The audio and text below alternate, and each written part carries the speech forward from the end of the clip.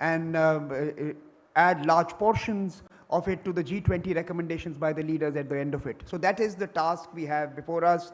My name is Samir Saran. I'm chair of the T20 Secretariat, and I'm president of the Observer Research Foundation, the institution that shall be manning the post in India as we conduct the proceedings of the Think20, led by Ambassador Sujan Chinoy, chair of the core group, and of course the core group members, Mr. Sachin Chaturvedi, Dr. Arvind Gupta, Rohan Jaitley, and of course the Chancellor from Chandigarh University, who could not join us today, but you will meet him in the course of the proceedings. The task force meetings, we have two of them, one today later in the afternoon at 4:30, and then tomorrow at 10 a.m. And we are going to ask you to help us in selecting the abstracts we want to take forward towards policy briefs. Fortunately, we have received close to 1,000 abstracts from across the world. We have used AI in the human form and tried to shortlist some of them, but we will be presenting to the task forces 750 abstracts, which we believe should be given a glance. We have also identified 250 of them, which are certainly publication worthy, while the rest may require some work and some pairing up and teaming up. We are going to be giving to you, the task force members, each of your respective abstracts that we have received later in the day today, and we hope to, over the next two meetings of the task forces, we will find a process through which in the next few days and perhaps a couple of weeks, we could identify the ones we want to take towards publication and reach out to the authors and commission them. So that's the one task that we have before all of us over the next 2 days. The second task, of course, is to start working on the recommendations. All the chairs had written to the co-chairs to come up with 3 big ideas for their particular area of work. Many have sent in their recommendations, many haven't, so be it. But since you are with us, we will seek those ideas from you during these 2 meetings that we have, and the coordinators from the Secretariat will be penning them down and will be producing the written briefs that will become the live documents as we move towards the communique. This is also a good opportunity, especially for our international friends, and let me confirm to you, there are over 50 of you here in Delhi during these next 2 days. We will take your ideas. If any of you want to volunteer to host meetings, lead certain discussions under the T20 umbrella, have virtual gatherings, want to brand them with the T20 Secretariat and with the T20 group, we will support you and we will help you, we will partner with you, and wherever possible, we will also assist you. So come up with your ideas for big events and meetings that we want to conduct over the next 8 or 9 months. They could be in physical format as well as in a virtual format. And of course, the most important task before all of us is to renew the friendships, strengthen the community, and build a network of believers who believe in the importance of the G20, who see it as a useful medium to respond to the challenges the world is confronted with, and who also see the benefit of friendships and of working together, but also enjoying together. So we will have some elements of that also over the next 2 days, the most important ones. So with that, welcome to New Delhi. And I am delighted now to welcome the chair of the core group and chair of the Think20 India process, Ambassador Sujan Chinoy, to deliver the opening remarks.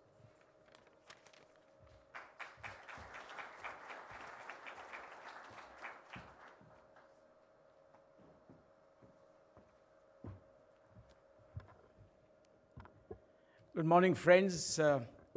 Let me at the outset wish you all a very happy new year, and to state that it's a great privilege to stand before you this morning as the T20 chair for India's G20 presidency.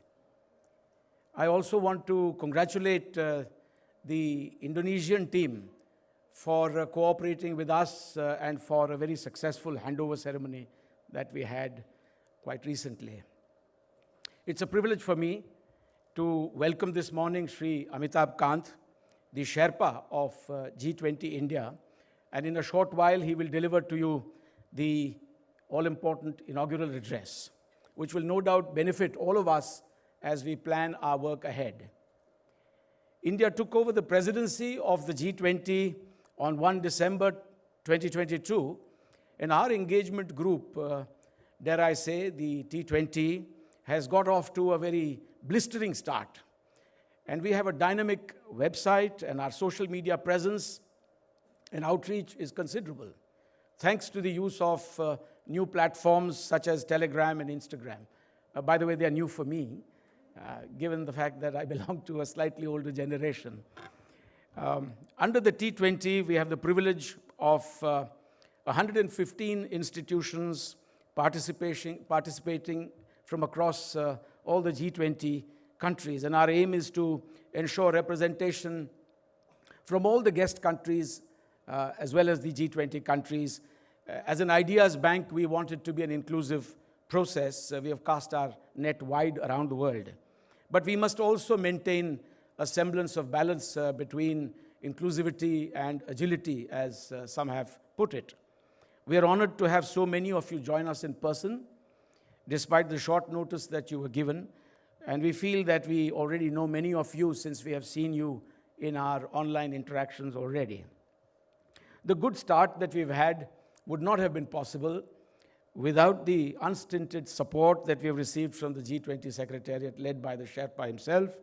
And equally, the good start is thanks to the commitment and dedication of the experts who are physically present here, those that have joined us online, and whose constant feedback has enabled us to make several improvements early on in the year. Over the past few weeks, T20 India has given special attention to cross-pollination of ideas across the 7 task forces, and this conference will allow further opportunities to task force members to interact with one another and to create new synergies and contact points. Friends, India's G20 presidency takes place against the backdrop of fragile geopolitics. The world appears truly bruised by the fallout of the COVID-19 pandemic. Economic recovery is a priority around the world. The trade and technology wars and the conflict in Ukraine have only made matters worse. Amidst this, we see India as a resilient economy with the highest growth rate among the large economies. It is cliched to state that multilateral institutions have failed us in recent years, whether the UN or global financial lending institutions. And without some kind of reform, the deadlock among major powers will prevent progress. We must ask ourselves the question if there are alternatives that can deliver, whether in economic recovery, healthcare, inclusive digital economy, or sustainable development. The restructuring of the post-pandemic economies requires resilient supply chains and adequate financial outlays to deal with multiple challenges, including climate change. The G20 had to carve out a new vision and framework for itself in the aftermath of the global financial and economic crises of 2008. And we are once again on the cusp of a major point of inflection. And I do hope that we can do so again. It is today very clear that G20 is one of the world's largest and most influential groupings that brings together the top economies of the world. It includes the G7 industrialized nations as well as the emerging economies of Asia, Africa, and Latin America.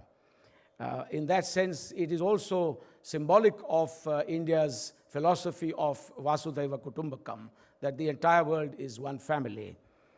For the first time in the history of the G20, 4 consecutive presidencies will be held by developing countries, and we hope to work closely with the past, present, and future troikas.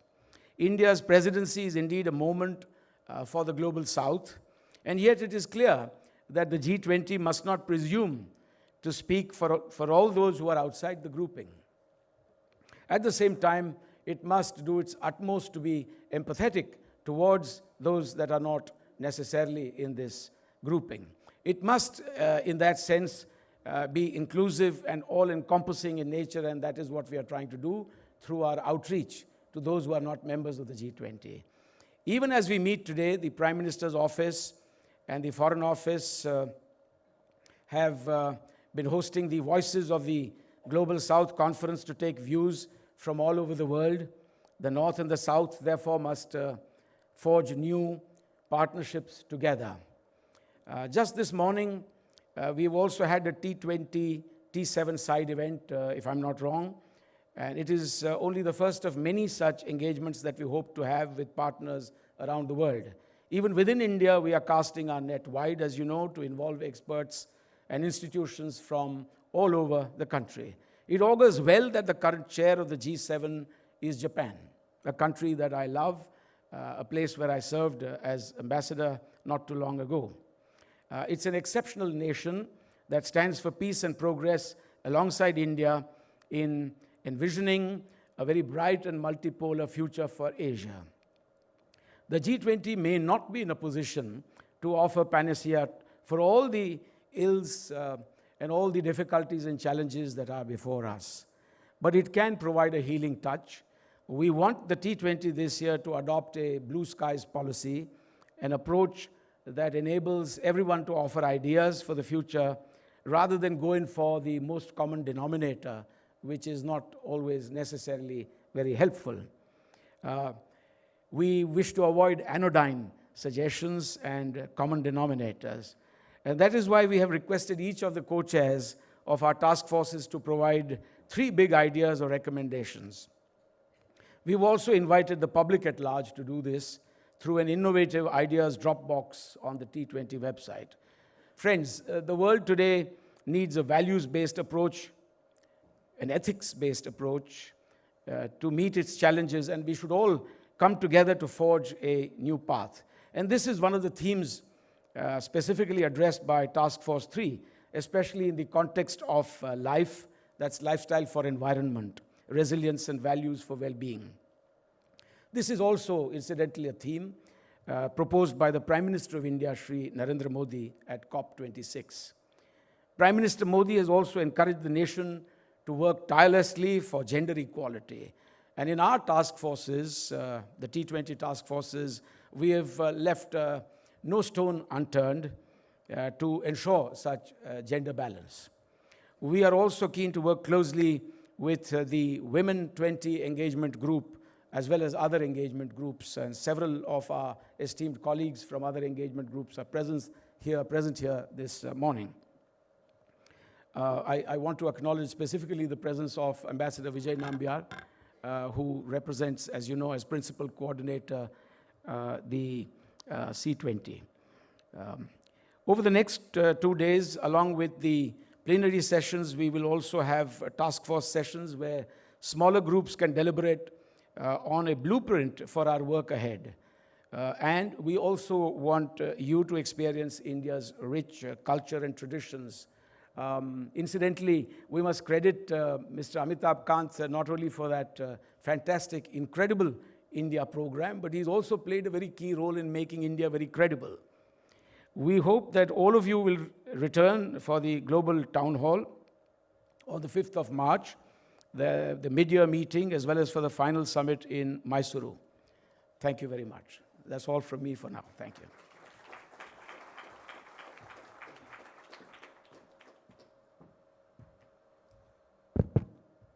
With that, let me now invite our inaugural speaker, Mr. Amitabh Kant, to deliver the address to all of us. Mr. Amitabh Kant, of course, is the G20 Sherpa, but he's also someone who has steered various important tasks for the government of India and for states in India in his long career.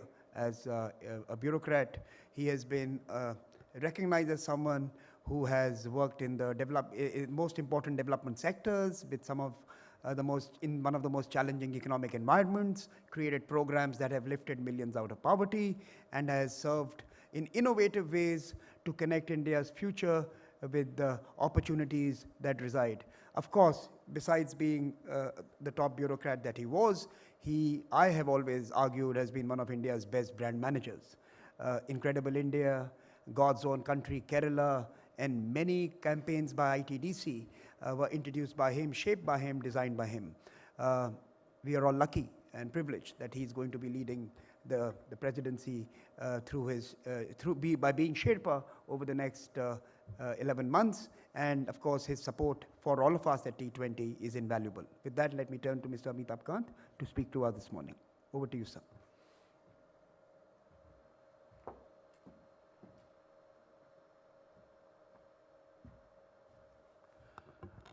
Mr. Chinoy, Samir, Mr. Sinha, Mr. Rohan, Jaitley, many distinguished guests who've joined us today, participants from all across the world, because this is being streamed live across the world.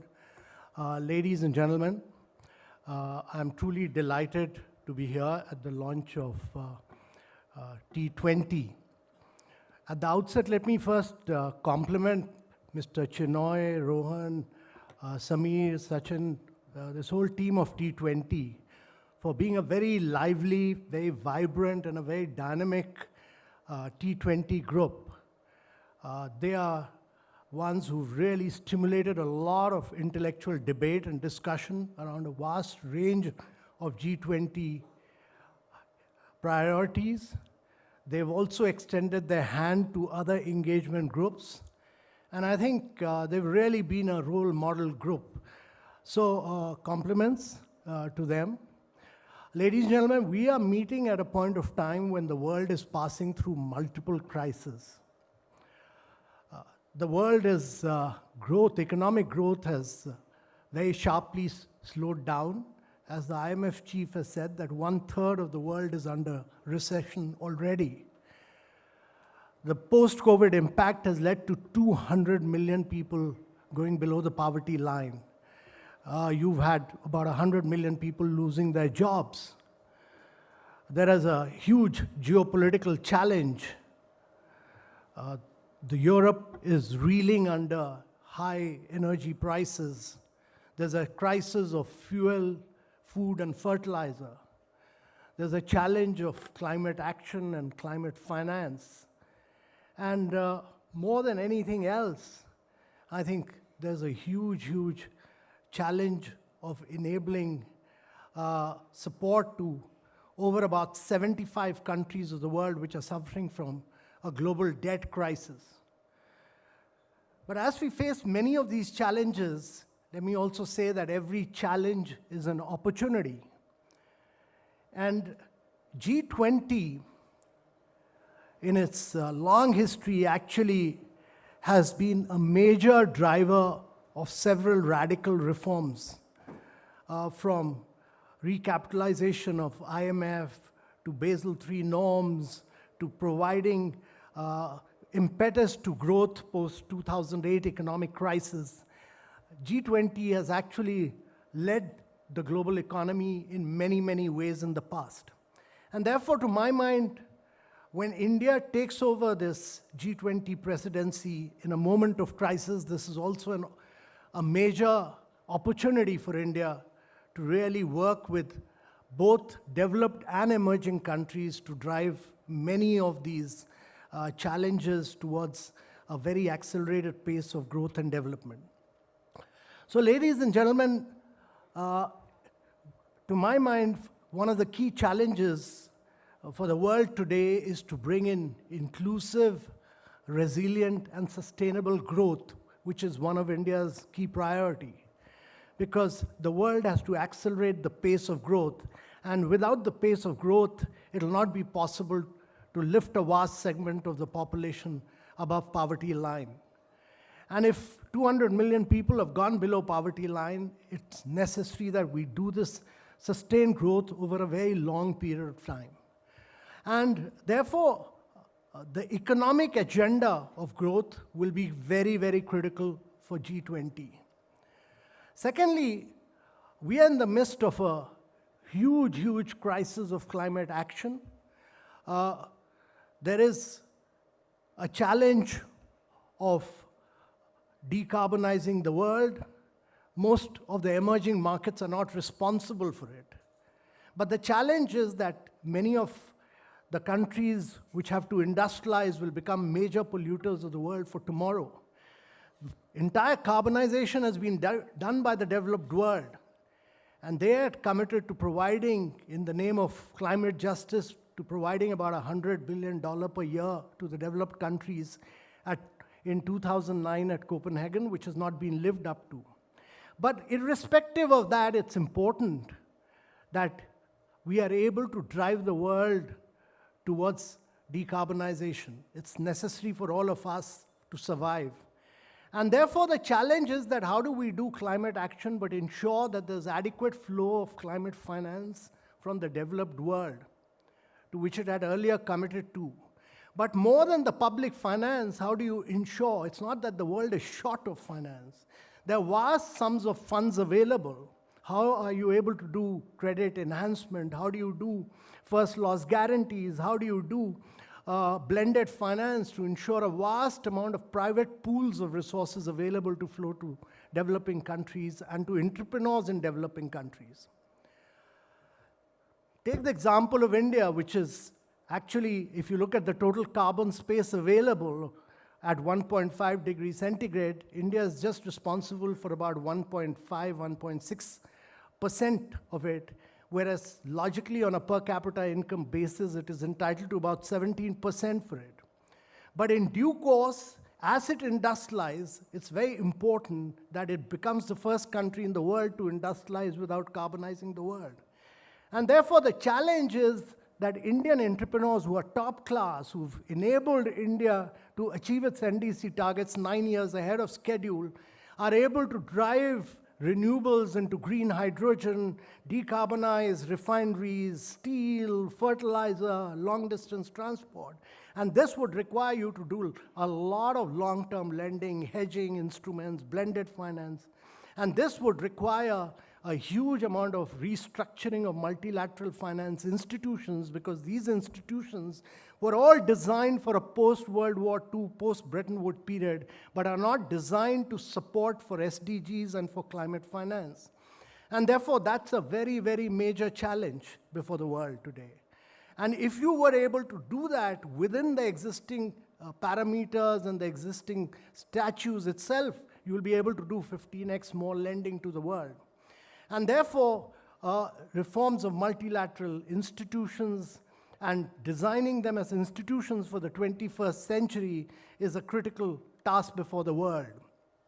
The third key challenge to my mind is that as the world advances in SDG goals, we are midway through the 2030 goal of SDGs, but instead of progressing, we have regressed.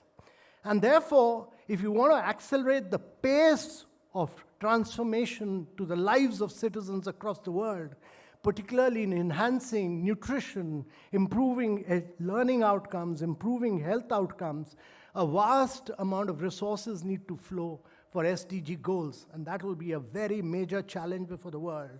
That how do you transform the lives of citizens living in the global south, which the Prime Minister yesterday talked about.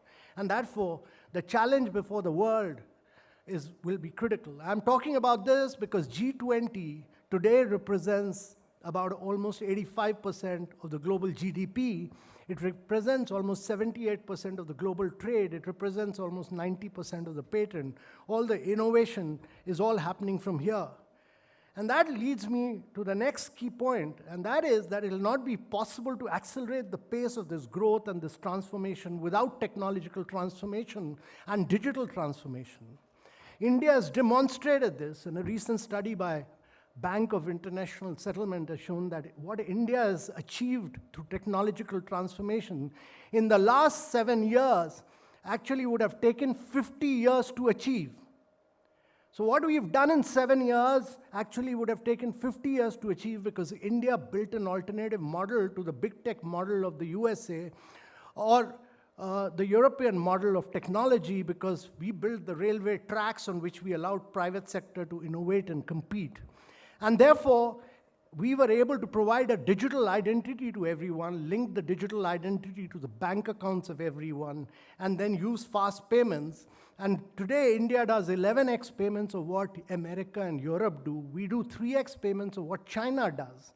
And we were able to do, we've done about 2.5 billion COVID vaccination, all paperless and cashless. And that is the real big technological leapfrogging which India has done through establishing a vast range of digital public infrastructure. And that's a unique model which India has built up. The challenge today is that in the world, there are 4 billion people who do not have a digital identity. There are 2 billion people without a bank account. There are 133 countries which do not have a fast payment mechanism. Can the model and the innovation of India become the model for the rest of the world? And to my mind, this is the great India narrative to the G20 presidency of India, which really can spearhead technological transformation in a very fast and aggressive manner across the world. Because without technological transformation, it will not be possible to rapidly enhance learning outcomes and health outcomes. The other big India narrative really to the G20 presidency of India is what India has done to its health. It's been the pharmacy of the world. It's been the vaccine capital of the world. It has provided vaccination supplies to over 75 countries. It has been able to insure 500 million people on health insurance, which is 1.5 times the population of entire Europe. And it has converged Ayurveda and yoga with its advanced medicine. So it's a unique model which has had a huge impact on the population here and was enabled India to survive this this entire period of COVID. And we were able to use the digital transformation to ensure that almost 460 million people could get money straight into their bank account without any leakages. And therefore, this is again a great India narrative. The other key point, which the Prime Minister has talked about at length, is the initiative of women-led development during India's presidency. Because today, almost 47% of the population in the world are women. In India, the latest NFHS data shows that there are 1,074 women to 1,000 men. There are more women than men in India. India can't grow at sustained pace of 9 to 10% per annum year after year for 3 decades or more to be able to lift its very young population hugely above the poverty line without women. It's not possible to drive the world today without women's taking care of women's nutrition, taking care of the pregnant women, because there's a virtuous cycle of malnutrition, without improving learning outcomes, without health outcomes, without financial inclusion. And therefore, in India, when we started the Pradhan Mantri Jan Dhan Yojana, there were just 19% women with a bank account. The latest data, 56% of the bank accounts are owned by women. This has been the transformation which India has done, 19 to 56% in the last 5 to 6 years. When we were opening bank accounts from 2015 to 2018, 55% of the bank accounts opened across the world were opened in India. Every second bank account opened across the world was opened in India. And that has led to this transformation. 23 crore women have got a bank account. Look at Mudra loans, 55% of the accounts have flowed to women. So without putting women into leadership position, without their being the change leader, it will not be able to transform the world. Our thinking is absolutely clear that this has to be one of the key agendas of the world. And therefore, the Prime Minister's vision is that driving many of these reforms would require huge intellectual input. There's no other body, let me tell you, there's no other working group in the government. There is no other engagement group which has been constituted, which is better equipped to mold the G20 based on India's priority than T20. There is no other group in the entire functioning of G20 which has the ability to take G20 towards what the Prime Minister has envisioned as action-oriented, decisive, inclusive, and ambitious. And therefore, to my mind, the real brain trust and the real brain of G20 is the T20. The shaping of how India does in G20, how it unfolds the G20 in the coming years, and how India's G20 presidency is shaped will be determined by the T20 and its intellectual inputs. And therefore, there's a very onerous responsibility on Mr. Chinoy, Mr. Samir, Saran, Mr. Rohan, Jaitley, and its distinguished, and Sachin, who's here, all of you, there's a very huge responsibility to give us the best professional inputs which will enable us to work with all the countries, both the G20 members and the invitee countries. And your inputs really are critical to the functioning of G20. So ladies and gentlemen, I'm truly delighted that this G20 has taken off in a big way from the number of meetings we've had. We are working in partnership with all the states. All the states have played a very key role in this. Our objective is that we take G20 to every single state and union territory as the Prime Minister has desired. Every state is a partner. We're taking G20 to the people of India, making them aware of all the issues. We are doing a huge outreach of youth, of women, of intellectuals, everyone across. It's not just about G20, it's about creating a mass momentum and about Jan Bhagidari. It's about taking G20 to every single individual's awareness of the critical issues confronting the world today. And therefore, T20, along with its many other engagement groups, will play a critical role. I'm delighted that Mr. Nambiar is present here, who's driving Civil 20. There are many other groups, Youth 20, Women 20, many others. And I'm truly delighted that T20 is actually working in partnership with many of these groups. So I wish T20 all the best. I wish it all success, and I look forward to constantly participating in its many interactions, its many discussions, and we constantly look forward to falling back on all your intellectual inputs to make India's presidency, as the Prime Minister said, very decisive, inclusive, action-oriented, and very, very forward-looking. Thank you very much, Mr. Chinoy. Thank you very much, Samir. I wish you all the very best.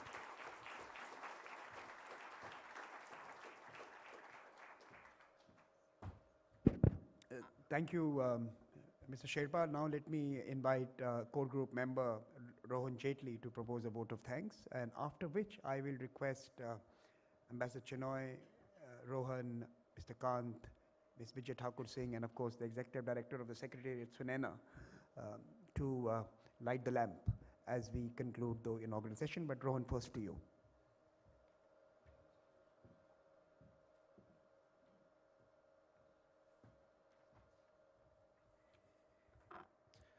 I would like to begin by thanking the Sherpa, Mr. Kant, for taking the time out and addressing the gathering despite his busy schedule.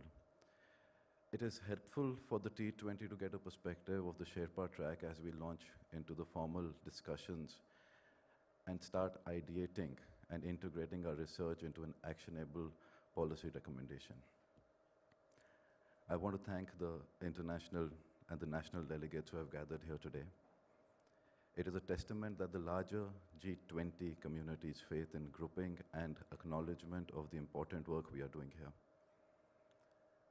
I would like to thank the members of the Secretariat who have been working tirelessly over the last few weeks to make this event possible and bringing us together. Let me close by thanking the chairs, the co-chairs, the partners, both in the room and who are joining us virtually.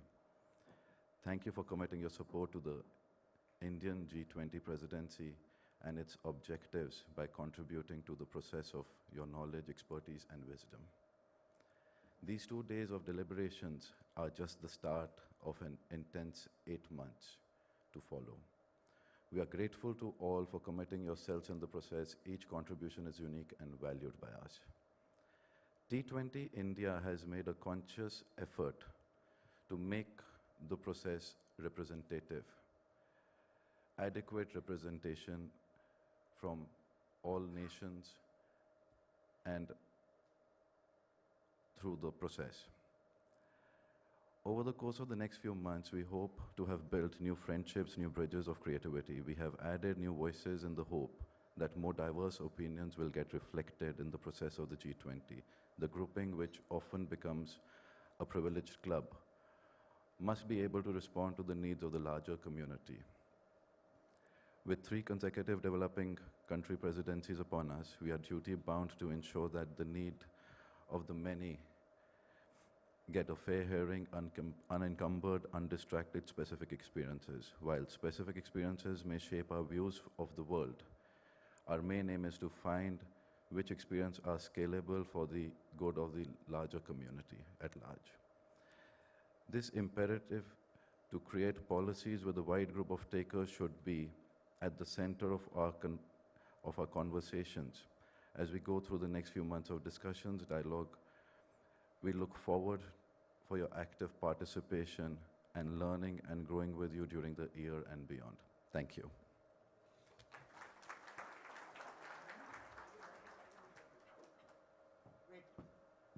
Thank you very much. We will close the session by lighting the ceremonial lamp. Can I invite Mr. Amitabh Kant, Ambassador Vijay Thakur Singh, Ambassador Chinoy. Of course, Sunena and Rohan are already here. Jaitley, do you want my experience with lighting matches? Okay.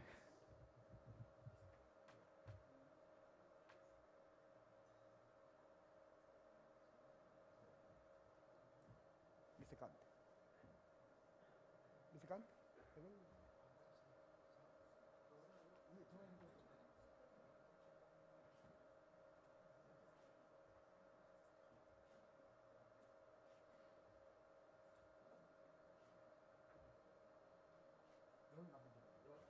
Sunena, come.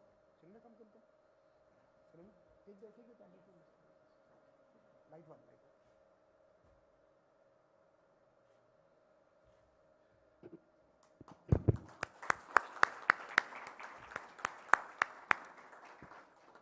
Thank you, Sunena. Now I request you also to take the proceedings forward.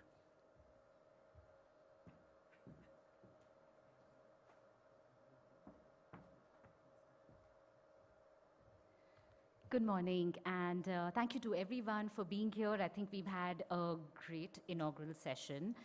I'm Sanena Kumar, and I work with the Think20 Secretariat. For the rest of the day, we have the entire Think20 Secretariat on the ground to assist you and support you, so please address your queries to us.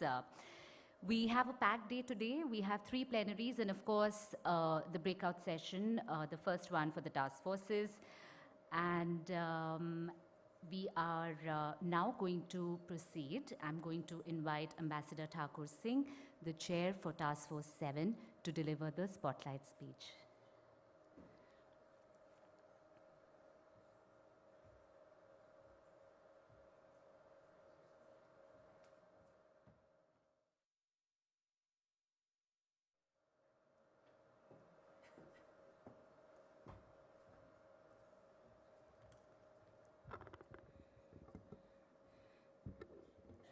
Good morning. I think after the inaugural session where we had very many ideas and many inspirational approach to G20, it is my honor and privilege to be speaking at this session. I would like to acknowledge Ambassador Sujan, who is the chair of T20 India, and all the other chairs and co-chairs who are present in this room. I especially welcome the delegates who have joined us from overseas. In this session, we are spotlighting on reformed multilateralism, a global imperative. We are spotlighting on this issue at a time when the global landscape is rapidly changing. Firstly, there has been economic growth in different countries, and resultantly, the emergence of a new global economic order. An example is India. During the global financial crisis in 2007-2008, India was the 12th largest economy. Today, it stands as the 5th largest and is expected to be the 3rd largest in the coming years. Secondly, geopolitics is in a flux, and one is witnessing multiple power centers today. It is a multipolar world in play. Thirdly, we are faced with multipolar and multidimensional issues, whether we are dealing with climate stress, fighting terrorism, working for health, food, and energy security, in particular for the global south. There are emerging areas as well which need to be addressed, whether it is the cryptocurrencies, digital data, and all of them require a governance structure. To address this, we would need to work together at the multilateral level, and for that, multilateral institutions need to be responsive, effective, and fit to deliver global goods. The current multilateral governance structure is yet to respond to these changes and challenges. The question is how to go ahead on this agenda of reformed multilateralism. Look at G20. G20 is one of the most representative organizations in which countries from all regions, both developed and developing, are included. Its track record in navigating the world out of financial crisis, whether in 2007-08 or the Euro crisis in 2010, as also its contribution to efforts in dealing with the COVID-19 pandemic, are positive. It established the Financial Stability Board for coordinating financial regulations. This itself was a strong and forward-looking approach to deal with crisis at an institutional level. Can it play a similar role now in working for a more effective, coordinated, and coherent multilateral system? TF7, which is the group on reformed multilateralism, transforming global institutions and frameworks, is focused on 4 main streams. 1, policy coordination between multilateral groupings. 2, a more equitable and more transparent WTO. 3, a G20 proposal for UN reform for a multipolar world. 4th, global digital governance and institutional framework. The UN and its bodies, including the WHO, are more than 75 years old, and the need for reforms has been emphasized several times, starting from the Millennium Summit onwards. It is now about 3 decades of discussions, and lack of reforms is only adding to the scaling down of confidence levels about multilateral institutions. At the UN, 4 points are that could be considered. 1, its working methodologies should be transparent and inclusive. For example, in the decision-making process for deployment of UN peacekeeping operations, an institutional consultative mechanism between the UN Security Council and the troop contributing countries should be put in place. At present, the troop contributing countries have limited say in the process. This is just an example to say and to highlight why we need to have a change in the mechanism of decision-making in the United Nations. Reforms, second, the reforms in the United Nations should cover its specialized bodies, the WHO, ILO, UNDP, so that they can respond in a timely manner and particularly focus on delivering global goods and addressing the needs of the global South. And can there be accountability for failure to do so is the question that we need to ask, and what could that accountability mechanism be? Third, the reforms of the UN should cover the UN General Assembly, should be complemented with those of United Nations Security Council expansion.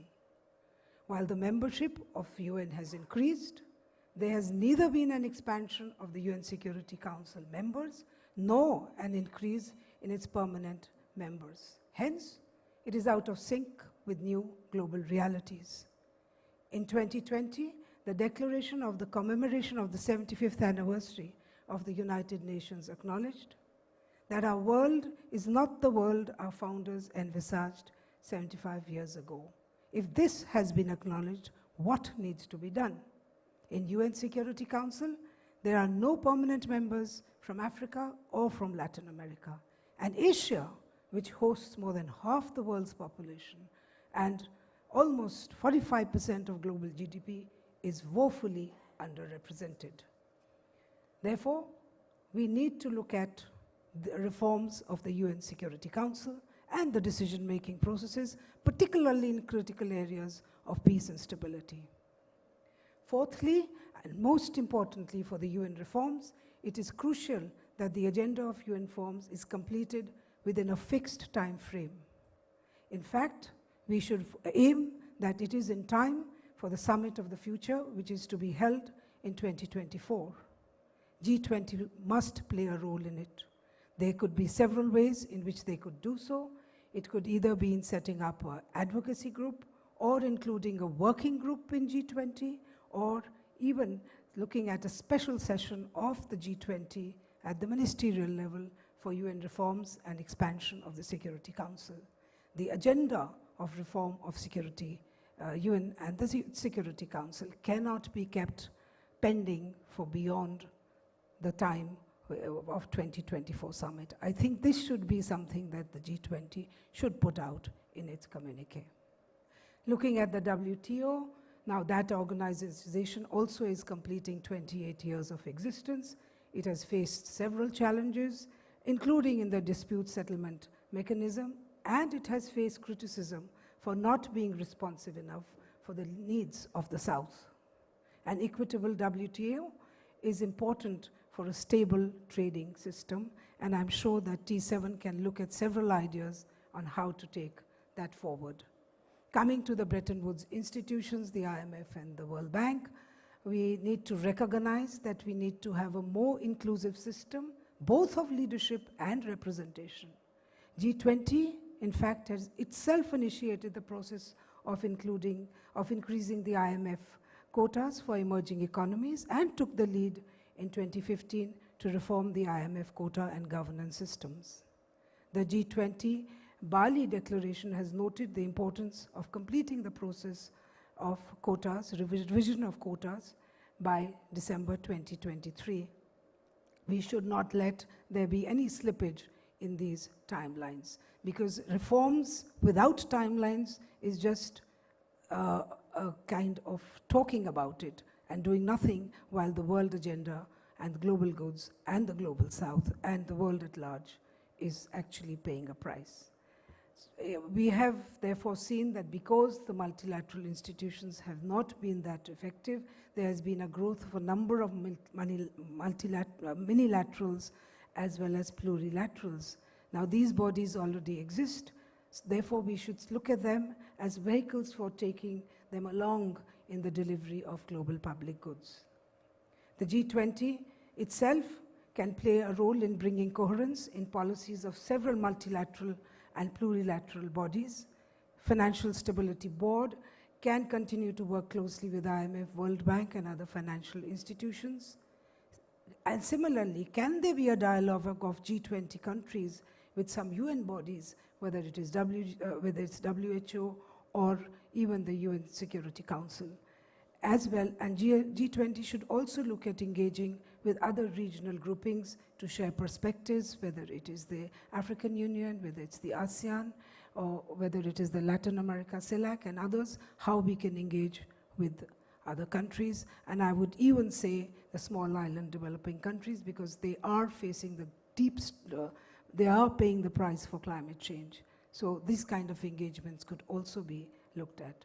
So broadly, what I can conclude is saying that reformed multilateralism is a global imperative. Failure to do so will have its own implications. Therefore, every effort should be made by G20 towards bringing about and giving ideas for reformed multilateralism. Before I conclude, I would like to acknowledge that several suggestions have been received from our track 7 about how to bring about changes. I'm sure we will have an opportunity to discuss it in the breakout sessions, and we thank you for your suggestions. Thank you so much. And with this, I end and conclude. Thank you.